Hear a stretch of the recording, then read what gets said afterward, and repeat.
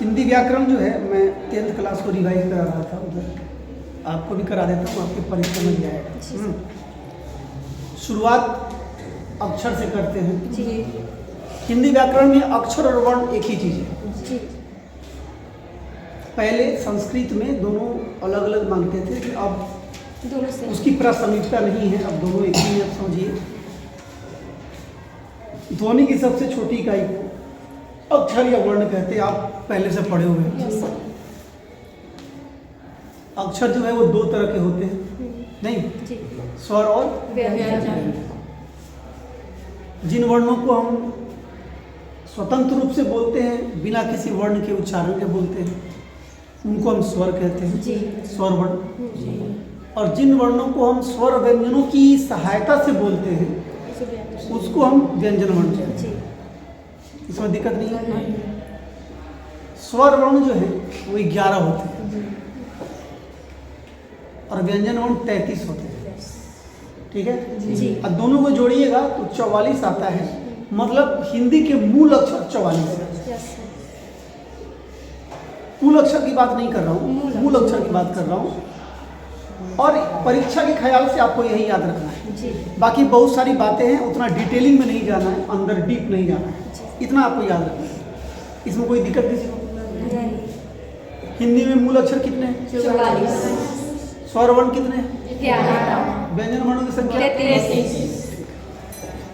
अब आई, उच्चारण में लगने वाले समय के आधार पर स्वरों के 3 भेद होते हैं। ठीक है, जी। तो ये उच्चारण में लगने वाला जो समय है ये आपकी परीक्षा में नहीं आता है, सीधे आता है स्वर वर्ण के कितने भेद। तो स्वर वर्ण के 3 भेद हैं। जी।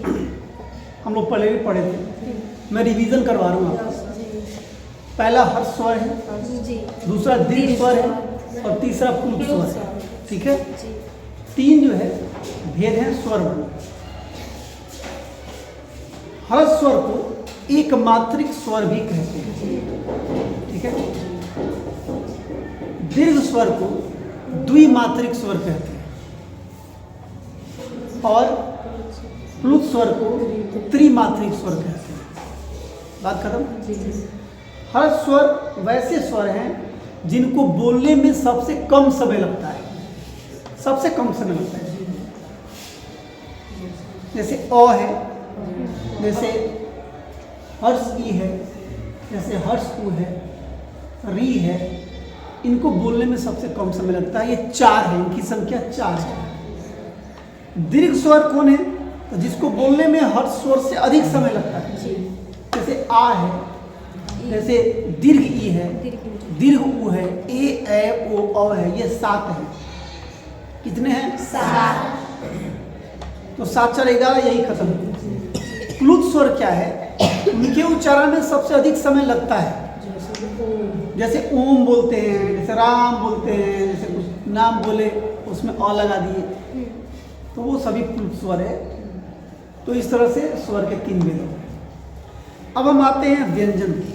ठीक है, व्यंजन के सामान्य रूप से 3 भेद हैं। व्यंजन का वर्गीकरण 4 से 5 आधार पर करते हैं, उससे आपको मतलब नहीं रखना है।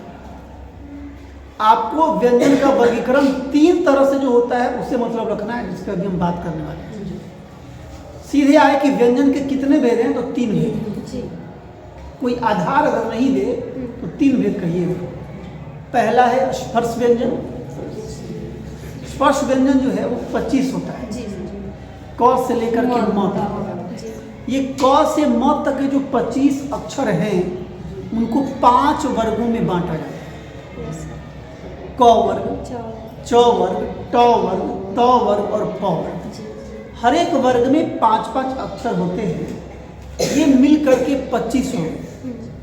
इसलिए स्पर्श व्यंजन कितने हैं? 25। दूसरा भेद है अंतःस्थ व्यंजन।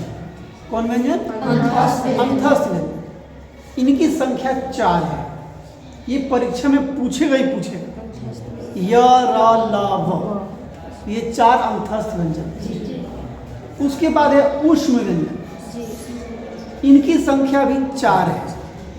तालव्य श, धन्य श, दंत स और ह। पूछेगा इनमें से कौन उष्ण व्यंजन है, ऑप्शन दे देगा 4। इनमें से कौन अंतस्थ व्यंजन है, ऑप्शन दे देगा। इनमें से कौन स्पर्श व्यंजन है, ऑप्शन दे देगा। ऐसे करके प्रश्न करेगा, आपको पहचानना है। जी जी कोई दिक्कत नहीं। अब थोड़ा आगे बढ़ते हैं। व्यंजन का वर्गीकरण 2 और तरह से होता है जो आपको पढ़ना है। इसके अलावा जो होता है वो आपको नहीं पढ़ना है। पहला तो ये है कि श्वास वायु के आधार पर व्यंजन के 2 भेद होते हैं। ठीक है, ये है अल्प प्राण और महाप्राण। इसमें से पक्का सवाल एक रहता है, अल्प प्राण महाप्राण, घोष वर्ण घोष वर्ण, इसमें से रहता ही रहता है। अल्प प्राण और महाप्राण को याद करने के लिए 2 सूत्र है जो मैं पहले कई दफा आपको बताया कि अल्प प्राण का सूत्र है 135 प्लस अंतस्थ व्यंजन, 135 प्लस अंतस्थ व्यंजन। और महाप्राण का सूत्र है 24 प्लस उष्ण व्यंजन। अब ये 135 क्या है, इस पे बात कर रहे हैं। स्पर्श व्यंजन के हर एक वर्ग का पहला, तीसरा और 5वां जो वर्ण है वो अल्प प्राण होता है जी। और साथ में अंतस्थ व्यंजन मतलब य, र, ल, ये हो गया अल्प प्राण जी। अब सोचिए 135 में 5 या 15 आ गया ना जी। और 4 अंतस्थ व्यंजन हो गया तो 19 हो गया। मतलब अल्प प्राण व्यंजनों की संख्या 19 हो गई। कोई दिक्कत? अब महाप्राण आ गए तो 135 तो आप निकाल चुके हैं, तो बच गया 24, मतलब दूसरा और चौथा यस अक्षर। तो इसका जो सूत्र होता है किसका, महाप्राण का, 24 प्लस उष्ण व्यंजन। 24 में ख और घ, छ और झ, नहीं ठ और ढ। ऐसे करके दूसरा और चौथा हर एक वर्ग का हम स्पर्श व्यंजन के हर एक वर्ग का दूसरा और चौथा वर्ण निकाल लिए और साथ में उष्ण व्यंजन तालाब्य श, मूर्धन्य श, दंत स। तो 2 निकाले तो 5 दूना 10 और 4 14 हो गया। 19 हुआ था अल्प प्राण, 14 हुआ महाप्राण, दोनों को जोड़िएगा तो 33 आ गया। और मैंने क्या कहा था कि 33 व्यंजन होते हैं, 11 स्वर होते हैं, मूल व्यंजन जोड़िए दोनों को तो 44 आ गया। ठीक है, कोई दिक्कत नहीं। तो श्वास वायु के आधार पर व्यंजन के 2 भेद हैं, अल्प प्राण और महाप्राण। अल्प प्राण का सूत्र हो गया 135 जोड़ अंतस्थ व्यंजन और महाप्राण का सूत्र हो गया 24 जोड़। अब सोचिए कि मान लीजिए कि हम भूल गए कि सर 135 किस में है, 24 किस में है, ये बत में भुला गए। अगर कोई एक याद आ जाएगा तो दूसरा जो बच गया हो जाएगा। अब कोई एक कैसे याद होगा, सो देखिए। अल्प प्राण शुरू होता है अ से, ठीक है, स्वर का पहला अक्षर है अ, 1 नंबर पे आता है। अल्प प्राण का सूत्र है 135 में 1 है। अल्प प्राण का में अ जो है 1 स्थान पर है, तो 1 जिसमें है उसका फार्मूला 1 से शुरू होगा। तो फार्मूला 135 आएगा तो साथ में अंतस्थ व्यंजन याद रखिए। महाप्राण में 135 होगा ही नहीं, क्योंकि महा में म है, म 1 नंबर पे आता नहीं है। हाँ समझ रहे? तो बच गया 135 के बाद 24, क्योंकि 1 3 5 निकाल लिए तो दूसरा चौथा वर्ण बच गया है, तो 24 जैसे आएगा उस व्यंजन हो जाएगा। याद रहेगा? भाई 135 और 24 में कंफ्यूजन हो गया, अ का स्थान पहला तो 1 नंबर वाला हो जाएगा इसका फार्मूला। 1 नंबर वाला फार्मूला क्या, 135 प्लस अंतस्थ। ठीक है, अब आइए आप घर्षण के आधार पर, घर्षण के आधार पर जो हमारे व्यंजन हैं उनके 2 भेद होते हैं।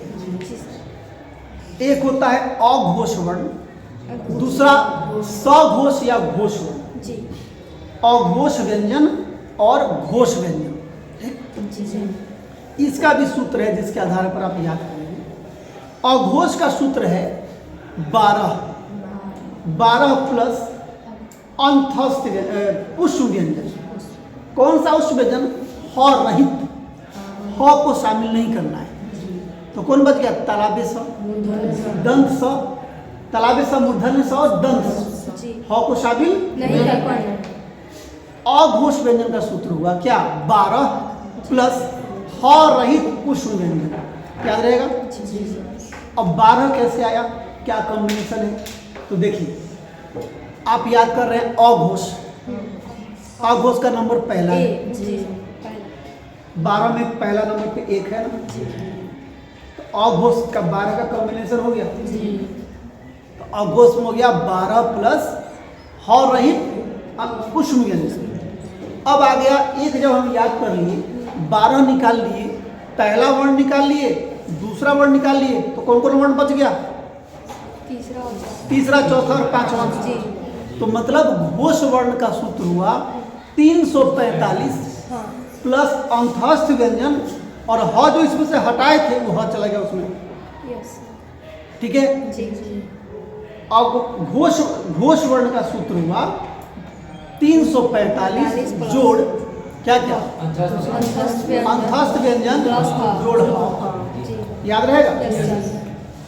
अघोष का सूत्र हुआ 12 प्लस ह रहित उष्ण व्यंजन। जी। तो 12 मतलब 5 गुना 10 और 3 13 हो गया, 13 अघोष हो गए। घोष घोष कितने हुए या सघोष कितने हुए? तो 345 मतलब 5 या 15 तो वो हो गया, और अंतस्थ व्यंजन में 4 19 हो गया, और एक ह भी जोड़े आप तो 20 हो गया। तो सघोष या घोष होते हैं व्यंजन 20 और 13 होते हैं अघोष, दोनों को मिला दिया तो व्यंजन हुए 33। 33 से ज़्यादा नहीं ना हो रहा है, यही मूल व्यंजन है। ठीक है। तो ये आप स्वर के भेद और व्यंजन के भेद इतना आपको कंप्लीट रखना है। तब आगे बढ़ते हैं। कुछ प्रश्न लिख लीजिए हमसे।